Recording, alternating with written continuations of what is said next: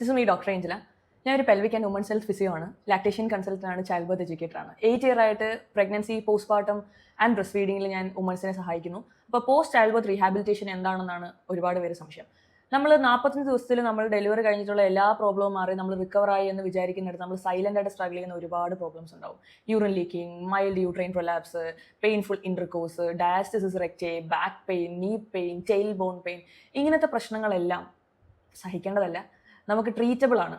That's what I am doing in this group class. First I was doing this as a offline sessions. അപ്പോൾ എനിക്ക് മനസ്സിലായി മദേഴ്സിന് baby ഉള്ളതുകൊണ്ട് തന്നെ റെഗുലറായിട്ട് വരാൻ പറ്റുന്നില്ല. Then I started individual classes, 1-to-1 sessions start ചെയ്തു.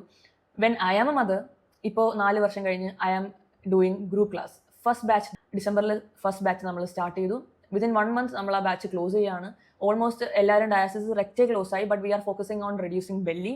കുറേ പേർക്ക് അതിനകത്ത് പെയിൻഫുൾ സെക്സ് പ്രോബ്ലം ഉണ്ടായിരുന്നു, യൂറിൻ ലീക്കിംഗ്, ഡയാസിസ് റെക്റ്റേ, ഇപ്പം നിൽക്കുമ്പോഴൊക്കെ യൂട്രസ് താഴോട്ട് വരുന്നതൊക്കെ തോന്നല്, ഒരുപാട് പ്രോബ്ലംസുമായിട്ട് വന്നു. ബട്ട് ഞങ്ങൾ 2 മാസം ഹീലിംഗിന് എടുത്തു. ആൻഡ് 3rd month ഡയാസിസ് റെക്റ്റേ എല്ലാവരും ക്ലോസ് ആയി. And 4th month we are focusing on the fat burning.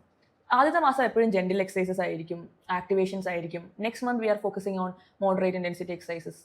ലാസ്റ്റിലേക്കാണ് നമ്മൾ ഹൈ ഇൻറ്റൻസിറ്റി എക്സസൈസ് ചെയ്യുന്നത്. ഇത് ആക്ച്വലി 1-to-1 6 month വരെ പോകുന്ന കോഴ്സാണ്. ഓരോ മദേഴ്സിനും ഇത് വേരി ചെയ്യും. സ്റ്റാൻഡേർഡ് പ്രോട്ടോക്കോളായിട്ട് നമ്മളൊരു 4 to 3 month ആണ് പറയുന്നതെങ്കിലും if you are not healing within this timeline, നമ്മളത് 1-to-1 കൊണ്ടുവന്ന് പ്രത്യേക ശ്രദ്ധയിൽ ഇൻഡിവിജ്വൽ അറ്റൻഷനിൽ ചെയ്യേണ്ടത് തന്നെയാണ്. ബിക്കോസ് 9 മാസം പ്രഗ്നൻസിയും പോസ്റ്റ്പാർട്ടം ഇത്രയധികം മാസമാകുമ്പോൾ ഇത്രയും മാറ്റങ്ങൾ വന്ന് നമ്മൾ ക്യുക്കായിട്ട് മാറണമെന്ന് വിചാരിക്കുന്നത് I don't think healing will occur as soon as നമ്മൾ ചിന്തിക്കുമ്പോൾ അങ്ങനെ ഹീലിംഗ് നടക്കുമെന്ന്. It will take time. That's what we are focusing in this post child birth class.